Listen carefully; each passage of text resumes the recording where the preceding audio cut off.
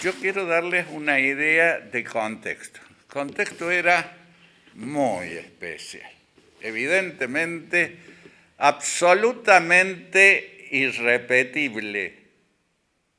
Primero porque los que entrábamos en la universidad, como yo entré en 1960,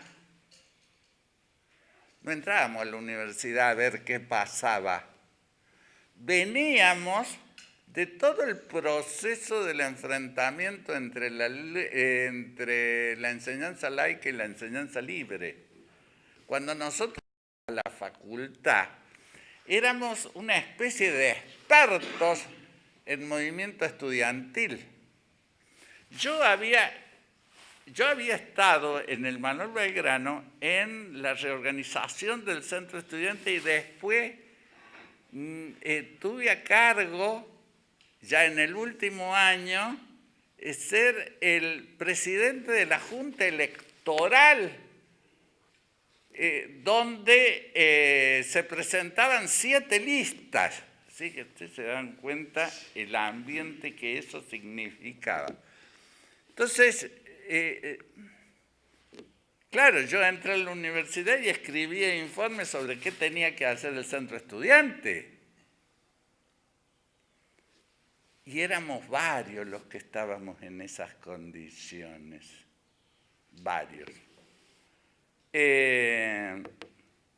Uno, eso. Otro, el contexto socioeconómico y político de la época. Es un problema explicarlo en esta época, porque es poco creíble. Si yo agarro y digo que, por ejemplo, en 1965, invasión de las tropas norteamericanas a Santo Domingo, 10 minutos después que las tropas entraron en Santo Domingo, hubo una asamblea de todos los estudiantes de la facultad para repudiarlo, 10 minutos después de la entrada de los soldados. Y claro, no es creíble. Si yo agarro y les digo, a modo de ejemplo, alguien me pregunta, ¿quién manejó la toma de Clínica la noche que lo mataron a Pampillón? Y yo les digo que era un estudiante que se llamaba Domingo Felipe Cavallo, van a decir, me está jodiendo. Entonces, me quedo con que era una cosa muy especial porque abríamos los diarios todos los días y todas las noticias, desde las internacionales hasta la subcomisión de bochas del Club del Barrio, indicaba que todo avanzaba en un sentido progresista y más que eso, ¿no es cierto?, en el mundo, en el país, alrededor de uno. Es decir, estábamos en un estado casi permanente de ansiedad porque los acontecimientos ocurrían minuto en minuto. Ese es el clima que rodea. Pero también hubo circunstancias muy particulares en la universidad. Se produjo en ese momento un corte muy abrupto en la secuencia de las generaciones. Y eso se debió a que, ¿quiénes eran los progres antes que nosotros entráramos? Eran los radicales que se habían ido con Frondizi. Pero ellos quedaron afectados por 2 problemas que también nos afectaban a nosotros en sentido contrario y que venían ocurriendo. En 1958, 2 temitas: ley de enseñanza libre y contratos petroleros. Pavada de temas.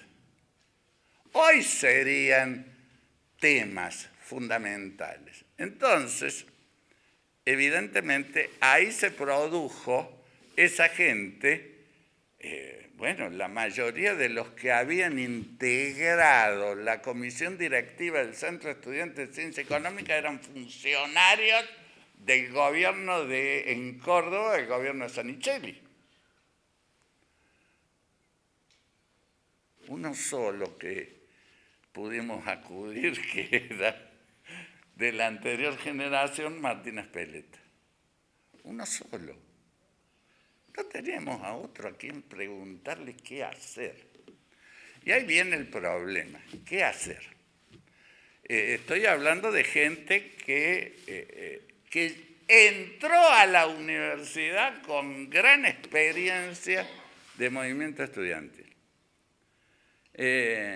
Teníamos en claro que lo que había que hacer era todo. Y cuando digo todo, digo todo. Es decir, tareas reivindicativas, los apuntes, el problema de las fechas de exámenes, el problema de cultural, el problema de mesas redondas sobre política internacional. En aquellos años, en la Facultad de Ciencia Económica, cada 15 días había una mesa redonda donde participaba la mitad de los estudiantes activos de la facultad. Y venía Tosco a participar de la mesa redonda.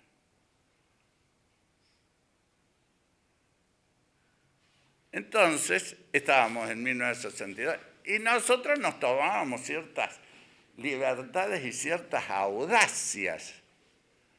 Por ejemplo, se nos ocurría que para hablar de los contratos petroleros traíamos a un militar que había estado en representación indirecta de los militares en el directorio de YPF y que había el tipo en su momento exigido, yo quiero leerlos. Y era el único que estaba en contra, que los había leído. Entonces nos vino a contar qué decían. Una audacia fue en aquel momento invitar a dar una conferencia a José María Rosa. Vino toda la conducción del justicialismo en Córdoba. Era la primera vez que la conducción justicialista entraba a la universidad después del 55. Habían pasado 8 años nada más. Ese es lo que nosotros vivíamos.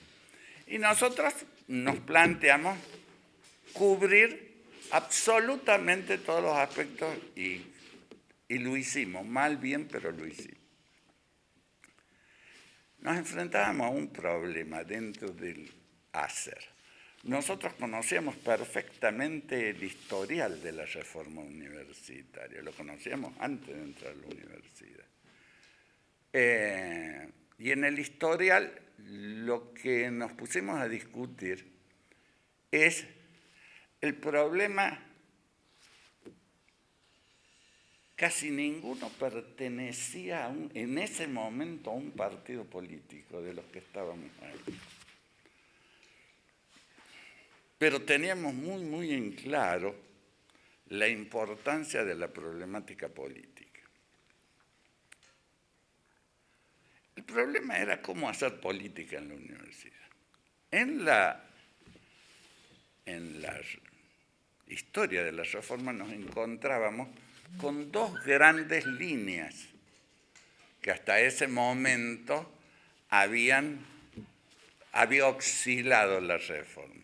Una línea de reivindicación pedagógica y una línea de reivindicación política. Esa línea de, supongamos, de reivindicación política, estoy metiendo a todos los que le interesaba únicamente la reforma como una cuestión política, que eso iba desde la agrupación Insurrexit de la década del 30 de Silvio Frondizi hasta los grupos que lo único que le interesaba era hacer política antiperonista. Es decir, esa es una línea. Otra línea, ¿no es cierto?, dijimos, la reivindicativa y pedagógica. Y ahí oscilaba sistemáticamente, ya llevaba muchas décadas, y nosotros de manera consciente discutimos el caso y encontrábamos que nosotros podíamos unir esas dos experiencias históricas bajo el siguiente criterio. ¿Cómo se expresa la sociedad dentro de la universidad?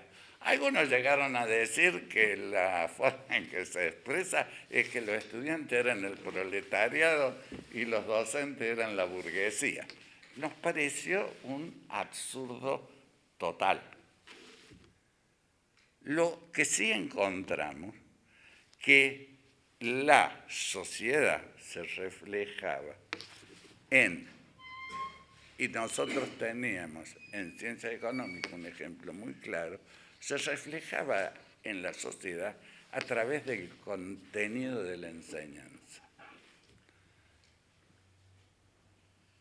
Y si ustedes vuelven a releer el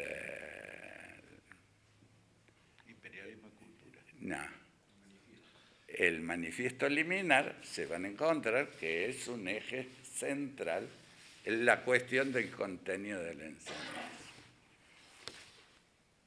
Claro, nosotros teníamos el problema arriba en 1961, viene la Fundación Ford con los dólares y se hace cargo de la facultad prácticamente, del Instituto de Economía, la orientación de las cátedras y demás. Evidentemente empezamos a trabajar por esa vía. Y se produjeron documentos que recién han sido mencionados y demás. Pero después encontrábamos que en la carrera de contador todo eso tenía un equivalente. Nos preparaban los contadores para lo que se necesitaba y que después iban a trabajar la pequeña y mediana empresa. Todos los ejemplos eran solamente con la gran empresa.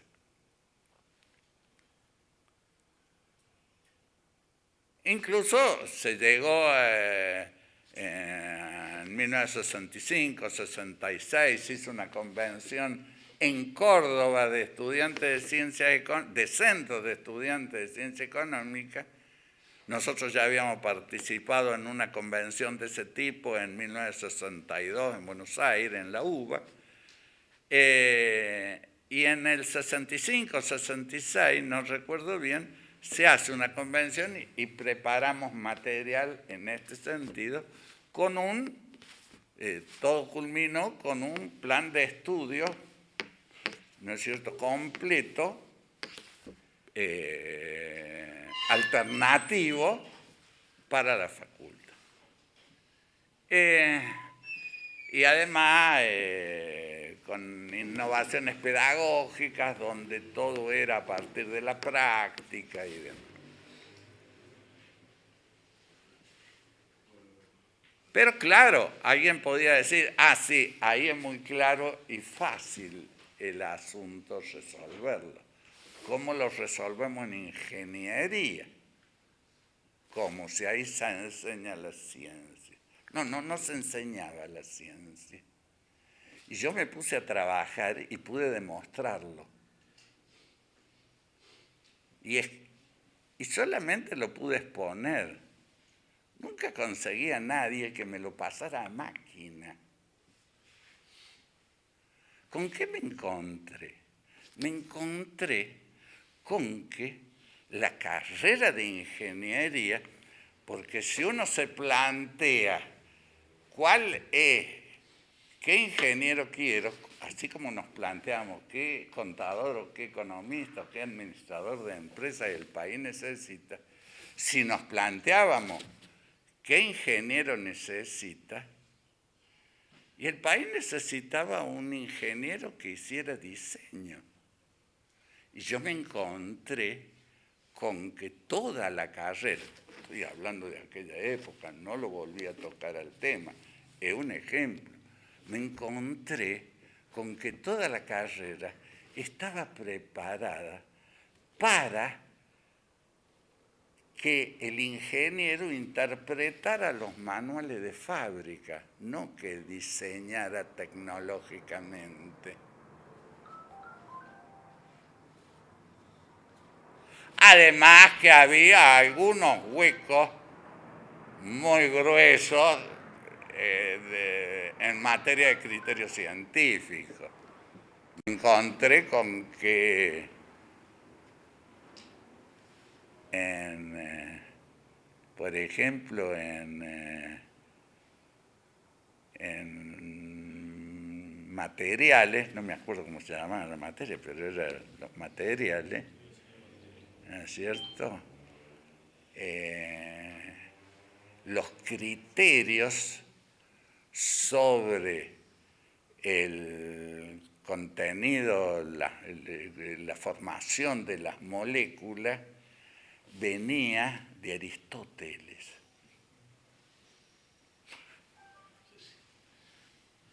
Era el concepto aristotélico sobre la formación de las moléculas.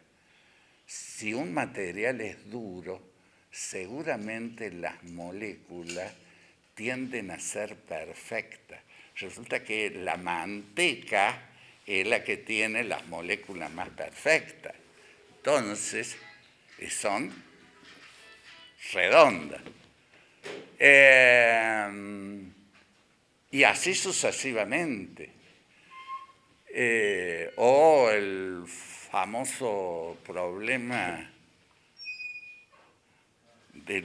habían copiado de un libro escrito en el hemisferio norte. Resulta que en el hemisferio sur el fenómeno, era el fenómeno, me acuerdo en este momento cómo se llama, es el fenómeno del agua cuando cae. Circula al revés del hemisferio norte. Claro. Entonces, hablaba de eso, pero habiendo copiado del libro del norte, en el hemisferio sur funcionaba al revés. Bueno, había cosas de esa naturaleza, pero lo fundamental es que, por ejemplo, había una materia, estabilidad de máquinas, que el apunte de la materia eran las fotocopias de los folletos de fábrica. Entonces estaba muy claro, no necesitaban ingenieros, querían capataces que supieran interpretar los manuales de fábrica.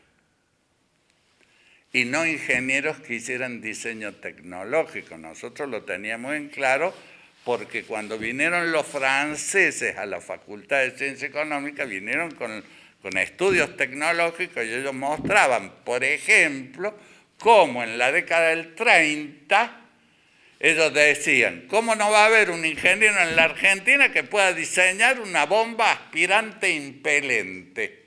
Que eran las bombas de combustible de aquella época que llenaban primero un tacho de vidrio arriba y después caía por gravedad. Una estupidez total desde el punto de vista tecnológico. Bueno, la fábrica Sean Di Tela se puso a fabricarlo con una patente de Wayne Pump, que era el principal fabricante internacional en aquella época de bombas de combustible. Es decir, ¿cómo funciona? Es decir, en la Facultad de Ciencia Económica preparaba para la dependencia financiera y estos preparaban para la dependencia tecnológica. Pavada de tema que era el reflejo de la sociedad en la universidad y además una reivindicación concreta del estudiante, yo quiero saber para otra Argentina.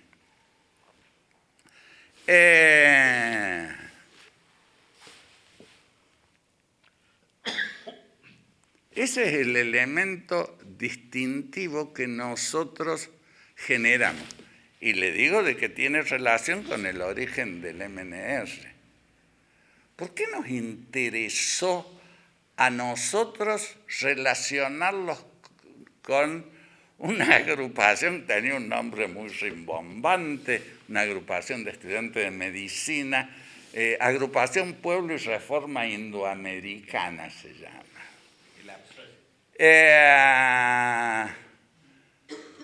¿Por qué nos interesa? ¿Por qué nos llamó la atención? Nos enteramos vía el periódico Línea. El periódico Línea era un periódico nacional que distribuía la Federación Juvenil Comunista en todo el país. Y llevaba un título, en un número, llevaba un título, El giro a naranjazos. Eran los naranjazos de las que tiraban en las marchas, ¿no es cierto?, los tipos de medicina de Rosario. ¿Por qué nos interesó? Porque todo ese despelotón que armaron fue a partir del problema del contenido de la enseñanza. Entonces teníamos sumo interés en entrar en contacto con ellos porque estábamos, evidentemente, digamos, en la misma sintonía. Entramos en contacto y a partir de allí se desarrolló el MNR. Pero fíjense que el MNR nace bajo ese criterio. Y nunca más ese criterio se aplicó. Nunca más. Obviamente, tenemos que recordar que a partir del 66 hubo un gobierno militar, ¿no es cierto? No puso presa a la gente en ese momento. Yo caí en cana después, varios años después, y por otras cosas.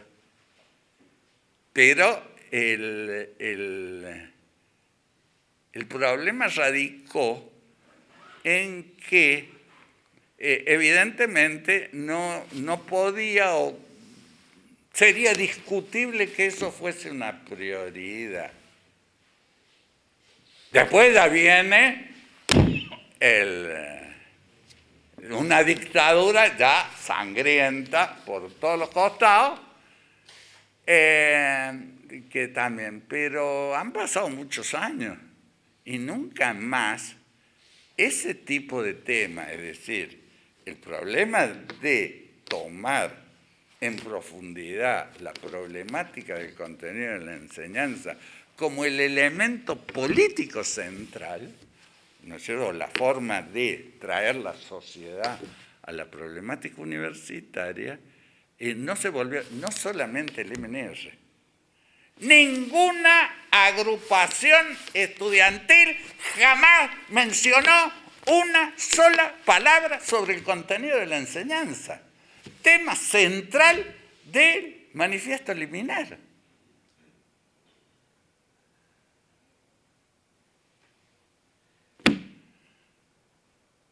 Eso es lo que quería dejarles, nada más.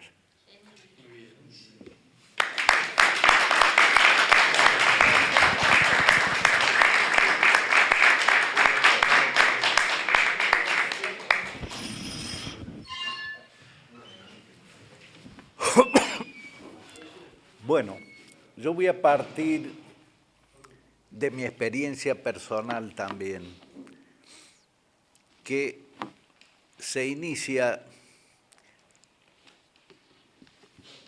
en un proceso de toma de conciencia de la situación latinoamericana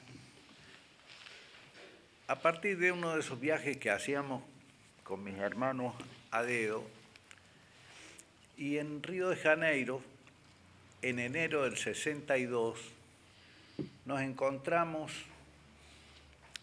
en la Pontificia Universidad Católica de Río de Janeiro con un social cristiano de avanzada para aquella época que estaba alojado en la misma casa donde nosotros estábamos y que nos motivó para reflexionar y para pensar qué era lo que estaba ocurriendo en América Latina. A partir de ahí, en discusiones, en charlas, en encuentros con distintos tipos de gente, la inquietud de participar se fue agrandando y a mí me van a buscar. Yo trabajaba en aquella época en la biblioteca de la Universidad Católica. Me van a buscar Roberto Simes y Pedro González Bofill para integrar una lista para la elección de consejeros. Era septiembre del año 62. A partir de ahí, de incorporarme con ganas de participar, con ganas de crear cosas, con ganas de aportar. Perdón. Lo fuimos a buscar porque no teníamos otro, ¿eh? No teníamos gente para llenar la lista. Sí, eso se mantiene, eso se mantiene a lo largo del elemento. Y no solamente el Dijo el turco. ¡Uy! Bueno. Cierto, adentro. Entonces, el contexto general, aparte de lo que definía Daniel, estaba asignado en aquella época políticamente por la proscripción del peronismo, por el deslumbramiento de la juventud, por el hecho de la Revolución Cubana, que conmovió a toda la gente que tenía un afán de progreso social, un afán de descubrimiento en materia de los avances políticos progresistas. En el año 63 asume Ilia y se verifica en la Argentina la primera experiencia, o una experiencia, quizá no tan claramente la primera, pero una experiencia de aplicación de la teoría del foco a partir de la guerrilla del Ejército Guerrillero del Pueblo que se instala en la selva salteña. Esa experiencia, durante el gobierno de Ilia, se reprime legalmente. Legalmente en forma global. No era un gobierno de facto, era un gobierno democrático. Entonces, pero ahí verificamos, por lo menos, que esa experiencia no era de un fácil desarrollo, de un fácil crecimiento en la República Argentina. No era un medio nuestro país para ese tipo de desarrollo político, para ese tipo de avance. Y en el contacto que hacemos a fines del año 64 con la gente del MNR de Rosario, en una reunión donde participó gente de Tucumán, que había hecho experiencias interesantes en relación con la FOTIA, los cañeros de tucumanos, y con la gente de Rosario, que había ganado una huelga muy importante en la Facultad de Medicina. A raíz de eso empezamos a relacionarnos y a proyectar un desarrollo del movimiento estudiantil, de esa tendencia del movimiento estudiantil, en la que tuvimos la responsabilidad, me asignaron a mí la responsabilidad de desarrollar, ahí en esa reunión, la responsabilidad de desarrollar en Córdoba esa orientación universitaria. Había ya algunos antecedentes, algunas relaciones con, yo lo conocía a Martín Espeleta, que había estado en un intento de esas características, lo conocía a Izaguirre, un estudiante de medicina que también tenía relaciones con la gente de Rosario, a Galetti, que era un compañero de ingeniería, y todo eso nos llevó a tratar de desarrollar una agrupación en ciencias económicas para avanzar hacia el control del Centro Estudiante de Ciencias Económicas. Y ahí se juntaba gente de A1, de A2, participaba Fernando Bolovic, hermano de Daniel, participaba gente que después se fue a otros movimientos o dejó de participar, como fue Daniel Alday, o como fue Mario Mangupli, o como fueron otros muchachos, pero en ese momento pudimos armar un grupo de gente que se constituyó en mayoría en ciencias económicas, y a raíz de eso pudimos llegar a controlar ese centro. Estaba también Simes, que era el presidente del centro, y que estaba Daniel, y bueno, fuimos desarrollando la cosa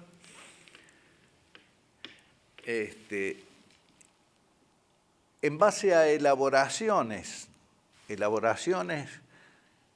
que estuvieron en aquel tiempo a cargo de Daniel y a cargo de Roberto Simes, algunas cosas,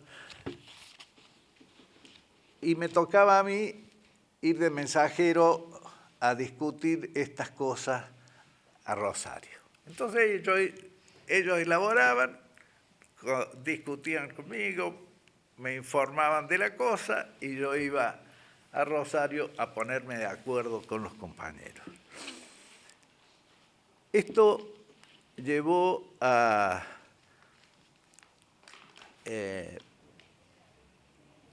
informar de una base de análisis económico que fue ciertamente muy útil para los compañeros de Rosario que en realidad no tenían ese desarrollo y esos conocimientos que nos permitieron y le permitieron a Guillermo Esteves en su momento, con la gente de allá, elaborar ese documento que se llamó el Frente del Pueblo y que trajimos acá y difundimos, y fue la base política que permitió el desarrollo de distintas agrupaciones en distintas facultades. Tengan en cuenta que en aquel tiempo había una versión política que reflejaba una posición de los grupos que estaban vinculados a algunos sindicatos y a algunas ideologías que para nosotros eran de ultraizquierda y que planteaban ni golpe ni elección, revolución. Frente a eso, nosotros planteábamos como alternativa política elecciones libres y sin proscripciones, como una forma de rescatar la democracia en toda su dimensión, como una forma de admitir la necesidad de que el peronismo participara en el proceso político argentino, porque no se podía llevar adelante una política democrática sin incluir a lo que significaba el peronismo en aquellas épocas. Una de las cosas que realmente para nosotros es muy significativa es entender que mucha de la gente joven de aquella época que se orientó hacia la lucha armada terminó, como sabemos, luego del golpe militar que dio la dictadura militar, del golpe militar que terminó con una metodología siniestra, con los militantes de todo tipo. Era suficiente estar en la libreta de direcciones de un compañero que participaba y ya era suficiente para que a uno lo buscaran y lo hicieran desaparecer. Realmente en ese tiempo el desarrollo que nosotros logramos de nuestras agrupaciones, primero en ciencias económicas, después en ingeniería y por último en medicina, el desarrollo de esas agrupaciones restó gente a la posibilidad de incorporarse a esas agrupaciones que planteaban la lucha armada como única alternativa posible. Y rescató de riesgos muy graves a toda esa gente. Para que ustedes recuerden, José lo sabe perfectamente, en ciencias económicas funcionaban 10 o más grupos de 10 militantes cada uno, o de 100 participantes cada uno, que se reunían 2 veces por semana a estudiar y a organizarse. Uno era para estudiar y la otra era para evaluar la situación, organizarse, y era una cosa cotidiana. Ahí en en esa época, semanalmente, esa participación implicaba una capacitación en la militancia muy especial. En ciencias económicas en aquella época se ganaban las elecciones 1800 a 200, por ejemplo, en las primeras elecciones.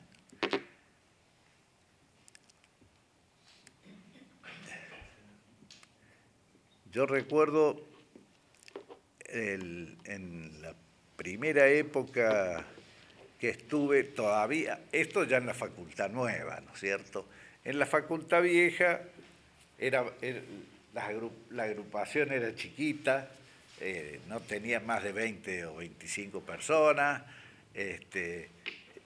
había la agrupación nuestra y estaba la agrupación de la Federación Juvenil Comunista, yo era presidente del centro y Eve Goldener era secretaria general.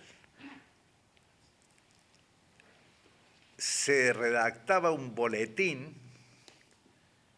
que realmente no lo he visto después en ninguna agrupación, un boletín que tenía problemas reivindicativos de la facultad, que tenía problemas de contenido de la enseñanza en la facultad, que tenía cuestiones políticas.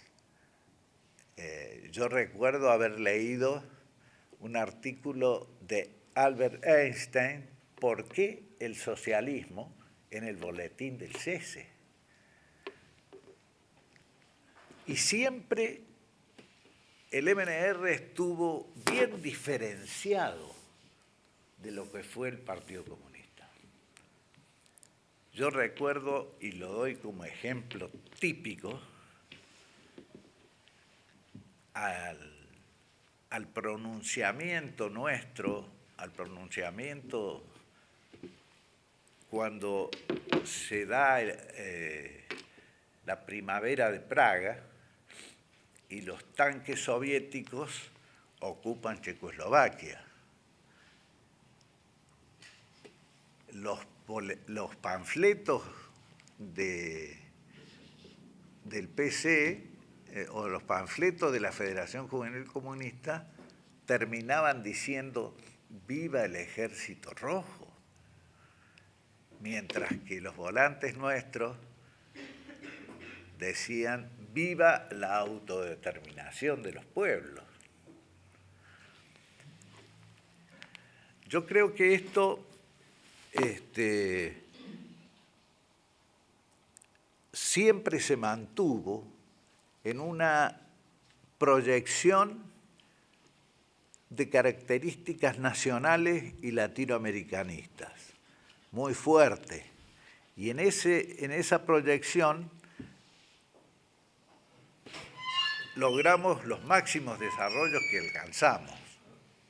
Después viene el golpe militar de la dictadura y eso quiebra la continuidad histórica, la continuidad en cuanto a posibilidades de trabajo político y debilita mucho el MNR.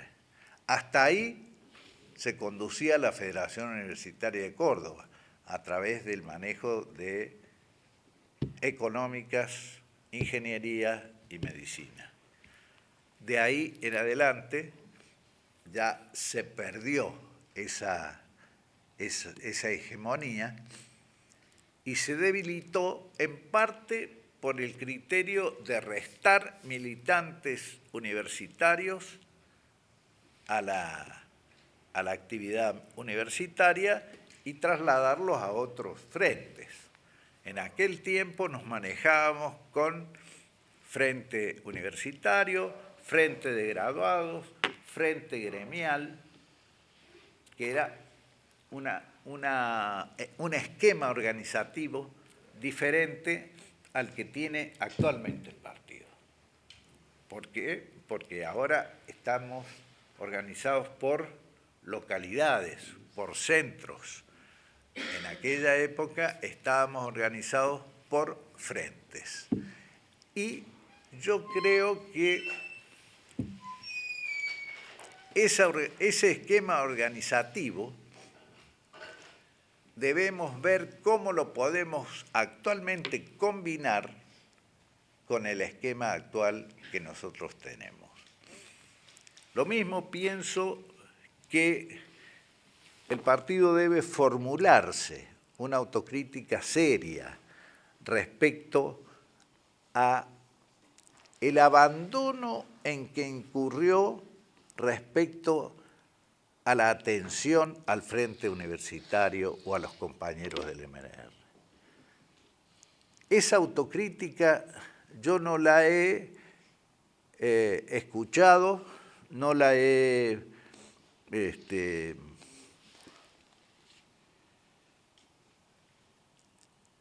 no la hemos hecho, no la hemos profundizado y creo que es necesario que lo hagamos. Yo creo que el Frente Universitario o el MNR debe tener una relación suficientemente fluida y solidaria con el partido. Y no la tiene acá en Córdoba en especial. Yo creo que el aporte que nosotros podemos hacerles a ellos y ellos a nosotros es muy valioso y creo que debemos desarrollarlo. Yo pienso que ha habido errores muy importantes por prejuicios respecto a determinadas individualidades y determinadas alternativas. Me parece que, por ejemplo, se manejó mal la elección de rector en el año que se enfrentaron Eve Goldeners y González, cuando el MNR apoya a González. Yo creo que ahí Daniel Barraco estuvo muy influido por Yuri y presionó en esa dirección. Yo lo acuso a él de ese desvío, porque es totalmente inconsistente haberlo apoyado a González, que ya sabemos la trayectoria que tiene después, con respecto a la posibilidad de que Eve Goldeners hubiera sido rectora. En ese momento, si el MNR jugaba a favor de Eve, era posible que se inclinaran otros sectores también en apoyo de ella. Pero bueno, esto es contrafáctico, ya estamos en otra etapa, pero me parece que eso es realmente para reflexionar, para valorarlo y para profundizarlo. Yo creo que tendríamos que tener un contacto permanente y, si es posible, de tipo orgánico, para volver a la época en que el MNR y el partido eran una sola cosa. En fin, son opiniones personales no discutidas, pero que se me brindan en este momento la posibilidad de formularlas. Es todo lo que quería decir.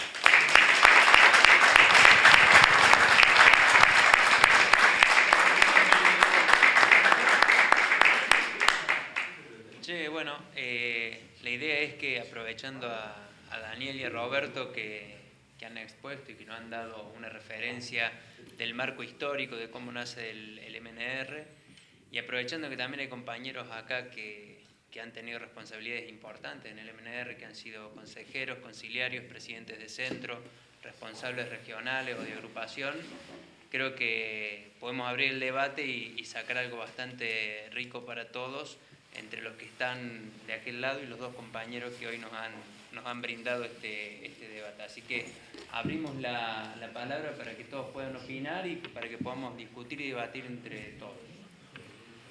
Martínez Pérez, socio fundador. Sí, me gusta hablar, tengo interés de hacerlo.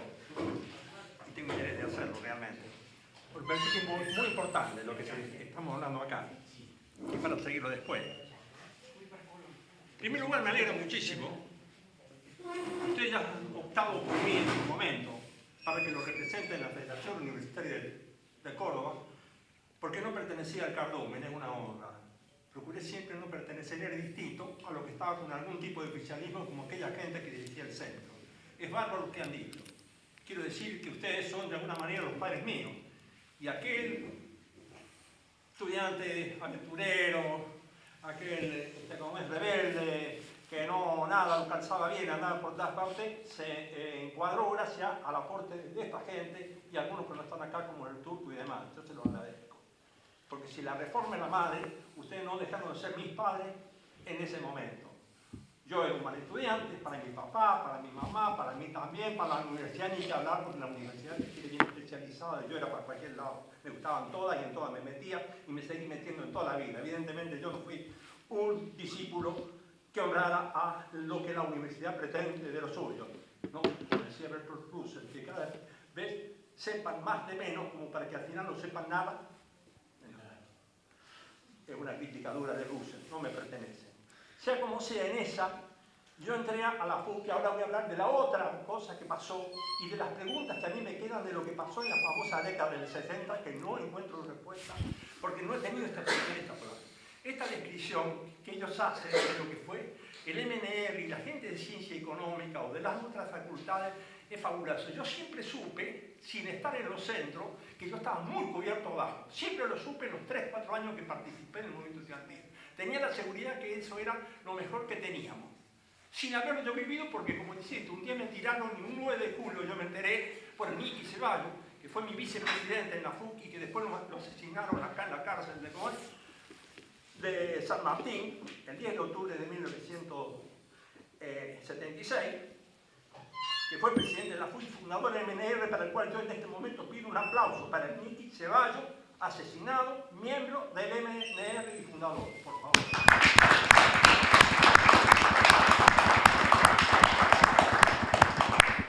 Muchas gracias. Por él me enteré. La idea era partir desde los compañeros que participaron en la fundación del movimiento y poder también discutir un poco la actualidad del Movimiento Nacional Reformista con Santiago Alcaide, que hoy es responsable regional de nuestro querido MNR. Así que lo recibimos con un fuerte aplauso.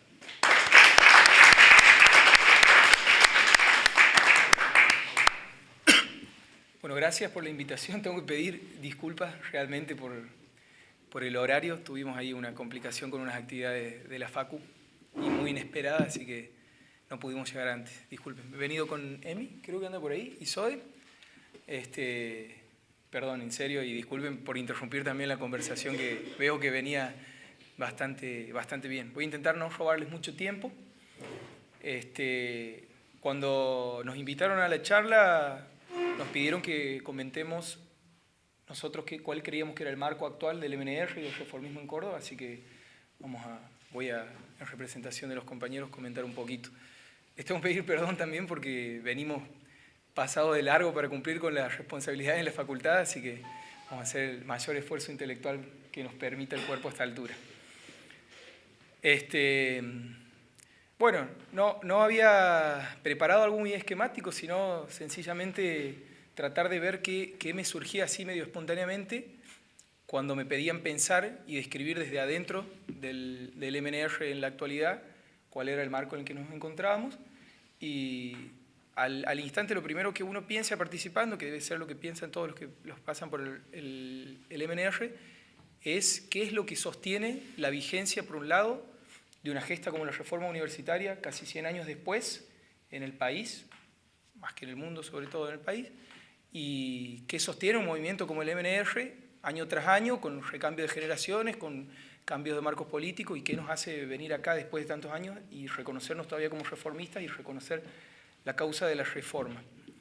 Y yo creo que fundamentalmente, y es lo que voy a intentar contar sobre lo que veo de la participación universitaria en Córdoba, sobre todo, es por el modelo de participación que el MNR, por lo menos desde que yo he conocido la historia viva, con todos los antecedentes que he podido conocer, que el reformismo en el MNR tiene un modelo de participación único, me animo a decir, en el país, y muy diferente a las demás alternativas que hoy se plantean como espacio de participación y como alternativa para la disputa de poder.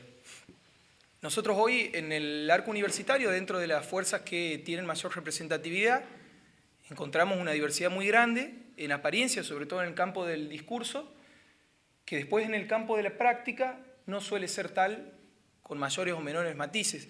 Nosotros encontramos fuerzas longevas como la Franja Morada, que tiene como característica de participación hoy en día un sistema, no sé si es intencionalmente, yo sospecho que sí, pero diseñado para la participación de pocas personas en contra de la participación estudiantil masiva, que apoya un rectorado que hace una asamblea violenta, a la fuerza, sin consensuar, para reformar el sistema electoral, como fue el año pasado. Tenemos, por ejemplo, a la bisagra, al brazo más fuerte del kirchnerismo en la universidad, que si bien se plantea como la principal alternativa a la Franja Morada en los espacios estudiantiles, no ha sabido hacer ninguna otra cosa en esas disputas que ocupar el lugar del antagonista perfecto y del perfecto adversario de la Franja Morada, totalmente funcional, y llevando a cabo, por ejemplo, con suma incoherencia las mismas reformas, con las mismas metodologías, por ejemplo, en la Universidad de La Rioja, donde por los mismos momentos se dieron gestas igualmente violentas, en lo físico y en lo legal y en lo ideológico, a muy pocos kilómetros de distancia en nuestro mismo país, y se plantea en lo discursivo como la principal alternativa a la Franja Morada, que hoy es la fuerza, nos guste o no, con mayor representatividad, lo acaban de medir en las últimas elecciones, que fueron muy buenas para ellos, numéricamente.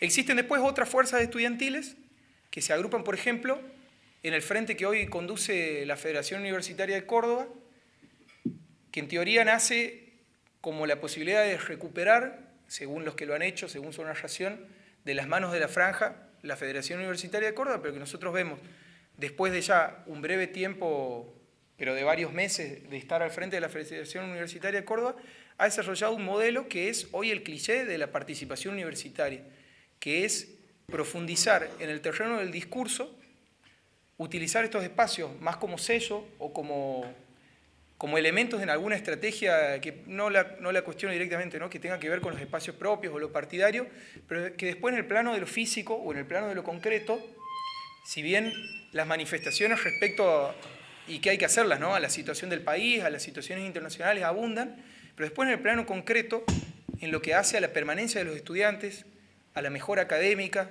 al pensar qué hace la academia por el resto del país que tiene ese ingreso vedado, es una federación que sigue paralizada en el mismo lugar, que en lo concreto básicamente no demuestra un avance en lo físico. Entonces yo creo que hoy en día ese es el modelo de participación en general. Voy a hablar de lo universitario, ¿no?, que es el terreno donde me desenvuelvo con mucha mayor frecuencia, que en general se les ofrece a los jóvenes un espacio de participación que disputa desde el discurso. Lo discursivo es un campo que hay que ganar, que hay que conquistar, pero que muchas veces pierde de vista la acción sobre lo físico y sobre lo inmediato que determina que un tipo pueda entrar a la universidad, esté en la situación que esté, permanecer, egresar y destinar su fuerza profesional a hacer un país mejor. Yo creo humildemente, porque nuestros resultados no nos ubican, por supuesto, lejos de ser la primera fuerza en representatividad en la Universidad de Córdoba, pero creo que nosotros cuando nos sumamos, y a medida que fuimos, con mi grupo generacional hablo, ¿no?, y a medida que fuimos explorando a las personas con las que tomamos contacto de las generaciones anteriores, heredamos otro modelo de participación, un modelo distinto que tiene mucho más que ver con trabajar sobre las condiciones inmediatas y sobre las condiciones específicas que permiten el progreso académico. Entonces, personalmente, en mi experiencia personal, por ejemplo, inicié mi participación, me acuerdo que el Gaby fue uno de los primeros que conocí en la militancia, en el proyecto, ¿cómo le habíamos puesto? Energía Alternativa en Piedra Blanca, le llamábamos, que era un espacio que se planteaba como muy sencillo, pero que era extremadamente complejo, una propuesta sumamente superadora a los otros espacios de participación que yo vi. se trataba de una intervención directa en una comunidad con ciertas limitaciones físicas, obviamente sin cloacas, sin agua, sin red eléctrica, con una serie de situaciones que hacían su vida muy dura, ¿no? Acá muy cerquita,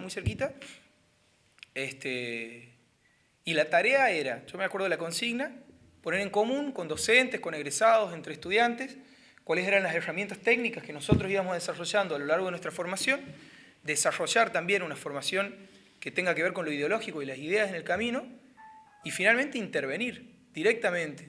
Yo en ese momento, sumamente inexperto, pero con gente que tenía muchísimo más habilidad en la práctica, bueno, avanzamos en el desafío, fuimos, trabajamos con la comunidad, tuvo una serie de éxitos, una serie de frustraciones, pero avanzamos sobre elementos concretos. Yo recuerdo, ya voy a contar la parte no tan positiva, ¿no? Pero recuerdo que lo que más contento estábamos de haber hecho era de haber generado un sistema con energía desconectado de la red, ¿no? Con panelcitos solares para la iluminación de una vivienda. Y eso que parecía tan sencillo era algo que yo no había visto en la oferta de ningún otro espacio de participación juvenil, ni dentro de la universidad, ni fuera de la universidad, que pusiera en jaque a la vez mis ideas sobre cuál es mi rol como ciudadano y a la vez qué es lo que aporto como universitario, que es mucho más que poner la fuerza de trabajo de uno, que por supuesto que el voluntariado también se requiere, pero también poner el capital cultural que uno tiene, que es el privilegio en parte de los universitarios, y el capital técnico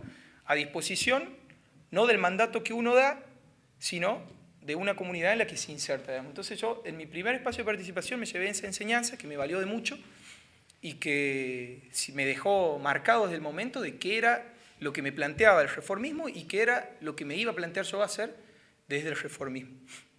Obviamente después uno discurre por otros caminos de la participación, da la batalla desde lo político más abstracto, desde el plano de discurso, desde la conquista de poderes, pero ese fue siempre la marca fundamental que nosotros tratamos de darle, ¿no? A la participación.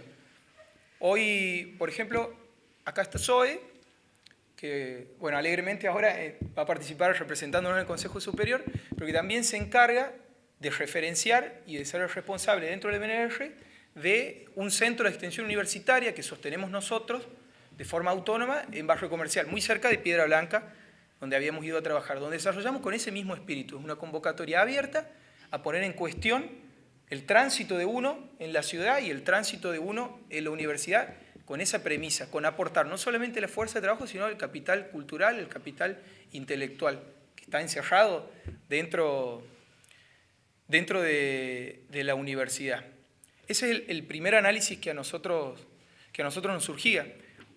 Otro hecho que marca nuestra participación de lo que sería el grupo generacional del MNR en la actualidad es que si bien nosotros podemos cuestionar o bueno, alegrarnos de las conquistas electorales que vamos teniendo o cuestionarnos acerca de por qué crecemos más, por qué crecemos menos, también siempre ha sido un espacio de participación, aunque parezca esto es bastante particular, me parece, aunque todos digan, se jacten de eso, yo creo que pocos pueden hacerlo, profundamente ideologizado, profundamente ideológico.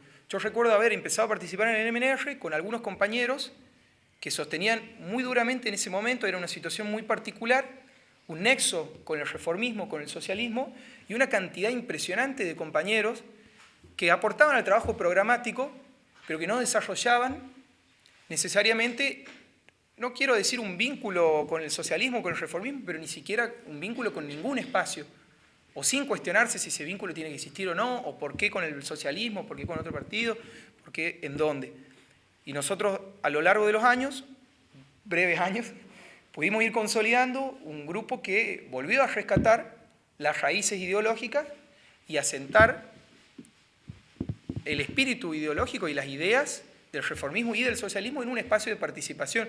Hoy en día, con la visión negativa que predomina de la participación política entre los jóvenes universitarios, por ejemplos sobran de por qué las personas tienen una idea negativa de la participación en la universidad. Es muy raro encontrar espacios de participación, porque en los discursivos es muy fácil juntar una serie de consignas, enarbolar las consignas, e ir adelante hacia donde sea por la praxis o por la conveniencia estratégica de un momento, de un partido o de un espacio político, pero no es frecuente, digamos, abundan los espacios independientes, entre comillas. Ahora, por ejemplo, se están llevando a cabo las elecciones en la Universidad Tecnológica, en la facultad de acá, de centro de estudiantes, donde el brazo del azotismo es una agrupación independiente, pero todos son peronistas militantes, pero una agrupación independiente, que, por ejemplo, no sé, pone a la cabeza de una junta electoral un funcionario de la facultad que modificó el estatuto hace 2 semanas con una asamblea que no existió, hecha en un lugar, una hora y un día donde había gente cursando, una cosa atroz, o sea, sacaron un estatuto de debajo del brazo. Hay una serie de cosas que forman parte de lo cultural, de la participación política, que están vistas como normales, como válidas, pero que son una aberración total de la política y que son lo principal que aleja a las personas de la política. Hoy un análisis un poco duro que hacemos nosotros, que también en parte es una autocrítica, es que, por ejemplo, las federaciones de Córdoba, Argentina, federaciones universitarias, sean donde sean, o los mismos espacios gremiales, haya tocado conducir al MNR o no, detrás de este vacío y de este corrimiento de eje, fuera de la acción inmediata, física, material, concreta, es que los estudiantes han generado otros espacios de participación paralelos, que paralelean a los gremios y que ejecutan las tareas y llevan adelante las discusiones y son el lugar para participar, que históricamente fueron los centros de estudiantes y fueron las federaciones. En la facultad donde me toca estudiar, en la facultad de Ciencias Exactas, donde tenemos ciencias biológicas, geología, ingeniería, sobran, pero sobran las organizaciones regionales y nacionales por carrera, súper desideologizadas, no desideologizadas, pero sí no explícita su ideologización ni tampoco las discusiones, donde los estudiantes ven que tienen un lugar para participar y para ejecutar acciones en pos de un mundo que sueñan con más o menor profundidad ideológica o desarrollo teórico, que es mucho más fuerte que los espacios gremiales tradicionales, que es un caso parecido a lo que los compañeros de la juventud aprecian sobre las ONG, digamos, sobre cómo un techo para mi país, con una convocatoria de una imagen, puede movilizar tantas personas a hacer una colecta en un día, a ir a construir una casa en un barrio. A nosotros pasa lo mismo. Se organizan los congresos por carrera, las revisiones de plan de estudio, salidas técnicas, seminarios. Nosotros intentamos llevarlo desde el gremio, porque deben estar profundamente ideologizados, pero los estudiantes, si uno no hace un trabajo muy fuerte, eligen llevarlos adelante desde otros espacios, que pierden la tarea gremial y pierden la discusión política y se los come a alguien más. Generalmente los colegios profesionales operan a través de las federaciones por carrera y ahí se vuelca la fuerza de trabajo y la fuerza intelectual de muchos jóvenes que no ven un espacio de participación abierto en espacios tradicionales como los centros de estudiantes, como los partidos. Lejos de un corrimiento hacia qué espacio tenemos que proponer nosotros, todo lo contrario, digamos, tenemos que darnos las estrategias para recuperar esa participación estudiantil y dar la autocrítica de por qué no estamos pudiendo captar esa participación juvenil. Ese es el marco general, con una lectura muy rápida que nosotros hacemos del movimiento estudiantil hoy, más allá de las conquistas particulares, de los avances, los retrocesos, sino de lo que significan como propuesta política y como espacio de participación para los jóvenes. Y es en ese marco donde nosotros, desde el reformismo, nos planteamos que debemos ofrecer otro modelo de participación. A eso me refería cuando comenzábamos a conversar. Entonces, el reformismo hoy en Córdoba, el MNR, desarrolla su tarea de esa forma. Propone un modelo de participación profundamente activo, que no solo disputa en lo discursivo, sino que sea capaz de llevar las disputas en lo material, no desideologizado, con discusiones políticas en una dirección con fuerte asiento socialista y reformista, sin correr a nadie que no abrace lo más profundo de las convicciones y que elija correrse unos milímetros e identificarse con otras corrientes, pero sí dando la discusión, no evadiéndolas. Ese es el modelo que nosotros, como breve síntesis, intentamos transmitir. Después, en lo propio de los escenarios que vamos atravesando como país y como comunidad educativa, con las reformas educativas, nosotros ahora tenemos un rectorado que depende de a quién se le pregunte hoy en día, porque a veces juegan más la dinámica de poder y las especulaciones que la opinión sincera de uno sobre una materia.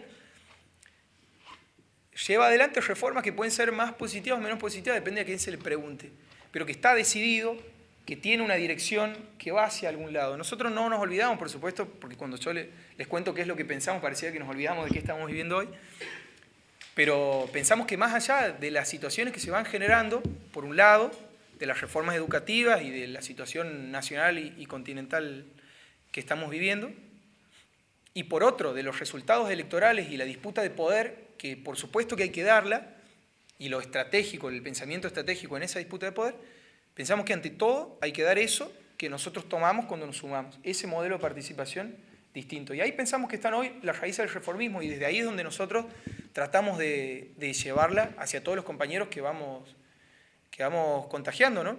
Es el desafío que a veces estamos a la altura y a veces nos cuesta bastante, el desafío de mostrar otro espacio para participar. El desafío de mostrarle a los jóvenes que participar en la política y en la política universitaria no significa ni no recibirse nunca para vivir de eso, ni que te preocupe más o menos la carrera, todo lo contrario, digamos, intentamos que a uno le preocupe más si es militante, no significa que olvide sus obligaciones ni que pierda sus compromisos académicos, sino en facultades que a veces son muy duras al respecto, tratar de mostrar que lo académico, lo ideológico, la extensión universitaria, están todas entrelazadas y si bien categóricamente se diferencian para llevar a cabo a veces el ordenamiento de las ideas o la acción, son cosas totalmente indivisibles, que nunca vamos a poder separar un plan de estudios, una reforma de un plan de estudio, de lo que nosotros pensamos que debe hacer ese profesional una vez egresado en el seno de la sociedad. Bueno, espero haber sido un poco claro, no sé si es muy breve, muy largo, me puedo extender o acortar todo lo que quieran, pero creo que eso es lo que rescata la esencia de lo que nosotros estamos intentando construir hoy, que de alguna manera es lo que heredamos y que de alguna manera es lo que buscaremos que hereden las generaciones que siguen y que es lo que va a mantener vivo al reformismo y al MNR en Córdoba.